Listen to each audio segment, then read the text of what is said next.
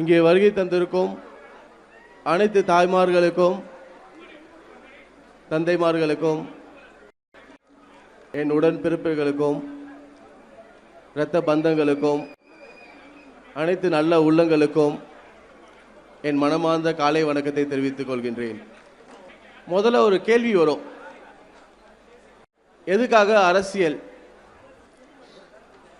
ஏன் இங்கே நம்ம புதுச்சேரியில் இங்கே காசு சம்பாதிக்கிறதுக்காகவும் வேற எங்கேயும் காசை சம்பாதிக்க முடியாத மாதிரியும் இங்கே தான் இந்த மக்களை வச்சு சம்பாதிக்க போறணும்னு சொல்லி சில பொருளியெல்லாம் கிளப்பிட்டு இருக்காங்க. எனக்கு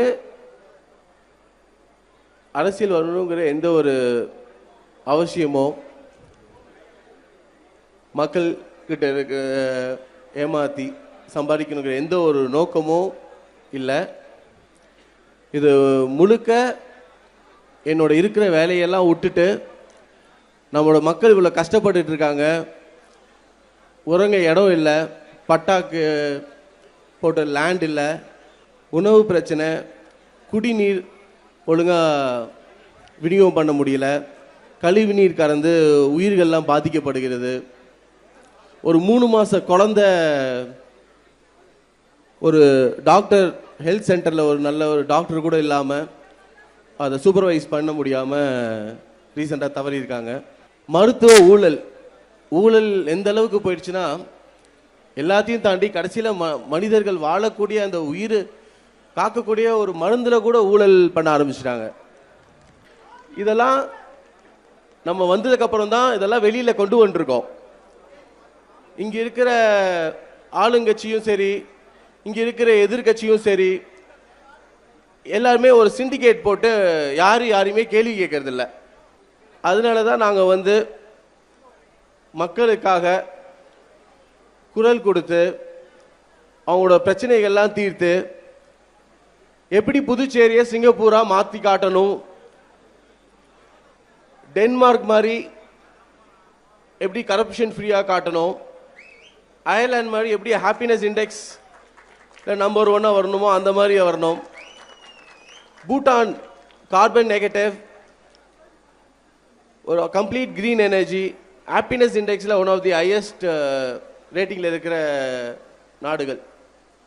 நான் இப்போ ஐநா சபையில் பேசும்போது கூட சொன்னேன், நான் இங்கே லோக்கல் அரசியல் செய்யறதுக்கு வரல, நம்ம புதுச்சேரியை உலக மேப்பில் நம்பர் 1 சிட்டியாக காட்டணும்.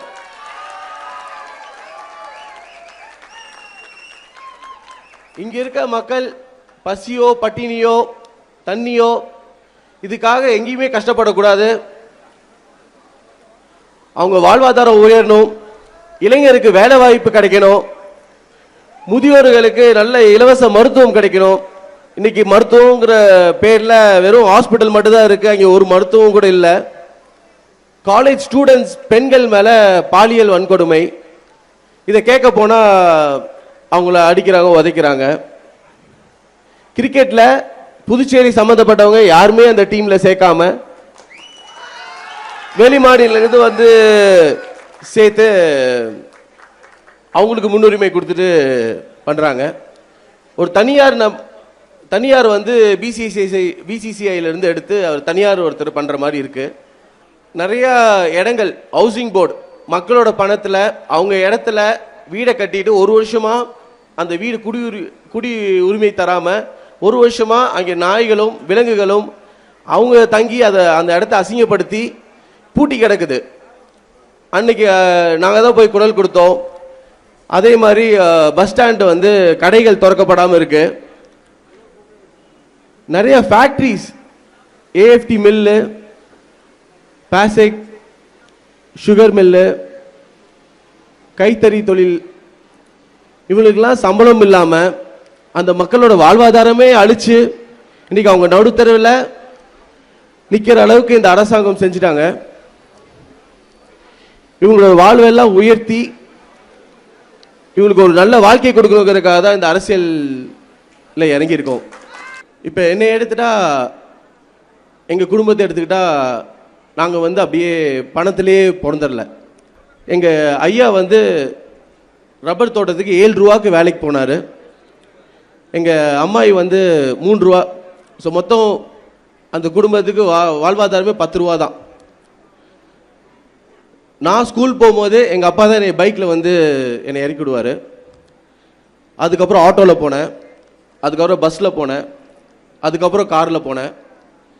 ஸோ ஒரு சராசரி மனிதர்களோட ஒரு மழை பெஞ்சா ஒரு பைக்கில் நினச்சிட்டு போனால் அது எவ்வளோ ஒரு கஷ்டங்கிறது எனக்கும் புரியும். இன்றைக்கி வந்து எங்களுக்கு ஒரு நல்ல இறைவன் ஆசீர்வாதத்தாலையும் எங்கள் அப்பாவோட உழைப்பாலையும் எங்கள் அம்மாவோட ஆதரவாலையும் எங்கள் குடும்பம் சகோதர சகோதரிகளோட அரவணைப்பாலையும் இன்றைக்கி கடவுள் புண்ணியத்தில் ஒரு நல்ல இடத்துல இருக்கோம். இனி மனிதனுக்கு என்ன செய்யணும்?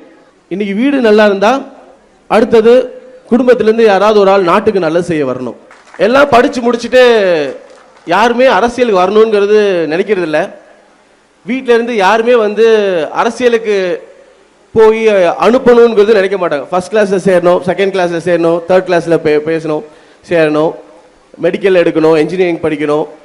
இதிலே படித்து யாரோ சட்டம் போடுவாங்க, அந்த பாலிசியில் அவங்க மாட்டி எதுக்காக இந்த வேலையை செய்கிறோம், எதுக்காக நம்மளோட இந்த வளர்ச்சியை இப்படி முடங்கி கிடக்குங்கிறது தெரியாமையே யாருக்கோ ஒருத்தருக்கு வேலை செஞ்சு நம்ம வாழ்க்கையை நாசப்படுத்திட்டு இருக்கோம். நம்ம இளைஞர்கள் அரசியலுக்கு வரணும். வந்து இந்த புதுச்சேரியை நம்பர் 1, நான் சும்மா ஒரு பேச்சுக்காகவோ ஒரு விளையாட்டுக்காக நான் சொல்லலை. நம்ம வந்து நான் ஒரு குளோபல் லீடராக தான் என்னை பார்க்குறேனே தவிர நான் இங்கே குண்டு சட்டிகளை குதிரை ஓட்டுறதுக்காக வரல. நம்ம சரித்திரத்தை எடுத்துக்கிட்டிங்கன்னா உலகத்தில் எல்லாத்துலேயுமே நம்ம முன்னோடியாக இருந்திருக்கோம். கட்டடக்கலையாக இருக்கட்டும், மொழியாக இருக்கட்டும், கலாச்சாரமாக இருக்கட்டும், மருத்துவமாக இருக்கட்டும், கப்பல் கட்டுமான பணியாக இருக்கட்டும், வணிகமாக இருக்கட்டும், மார்க்கோ போலோ, மற்ற நாட்டில் இருக்கவங்கெல்லாம் வந்து நம்மளோட மன்னர்களை பற்றியும் நம்ம மக்களை பற்றியும் அவ்வளோ பெருமையாக எழுதியிருக்காங்க.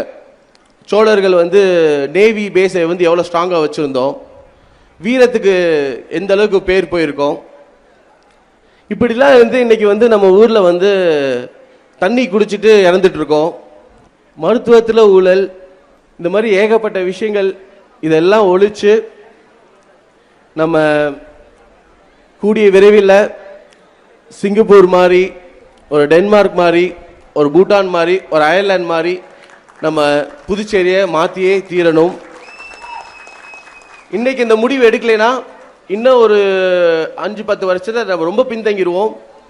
அதுக்கப்புறம் நம்ம வந்து முன் வர்றது ரொம்ப கஷ்டமாயிடும். நம்மக்கிட்ட எல்லாமே இருக்குது. இப்போ இல்லாமல் இருந்தால் சரி, ரிசோர்ஸஸ் இருக்குது, எஜுகேஷன் இருக்குது, எஜுகேட்டட் யூத் இருக்காங்க. இன்றைக்கி இவங்களுக்குலாம் வேலை இல்லாதனால தான் அவங்க பாதை மாறி போக வேண்டிய சூழ்நிலை வருது.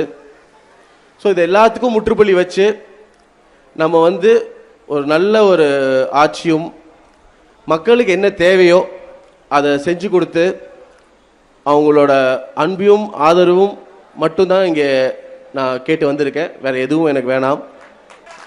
நம்ம ஜெயிச்சு கண்டிப்பாக ஒரு புதுச்சேரியை சிங்கப்பூராக மாற்றுவோம். நன்றி, வணக்கம்.